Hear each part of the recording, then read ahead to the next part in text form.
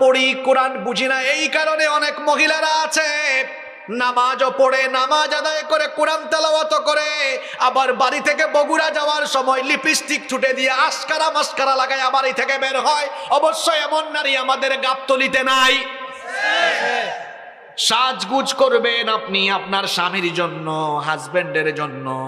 যে মহিলা কোথাও যাওয়ার আগে 2-3 ঘন্টা লাগে সাজগুজ করতে, এই মহিলার চরিত্র ভালো না, পর পুরুষকে দেখাবার জন্য ঘন্টার পর ঘন্টা সাজগুজ করেছে। আপনি বাড়ির বাহিরে গেলে এত সময় লাগবে কেন? Only 5 minutes. জাস্ট বোরখা পরবেন, নিকাব করবেন, বের হয়ে যাবেন। এত সাজগুজ কেন আপনার? নিজের হাজবেন্ডের সামনে কামলা বেডির মতো থাকে। আর বগুড়ায় যাওয়ার সময় হাজবেন্ড বলছে, কই গো তোমার কি হলো? কই দাঁড়াও না, আশকারাটা দিয়েছি, মাসকারাটা শেষ করি।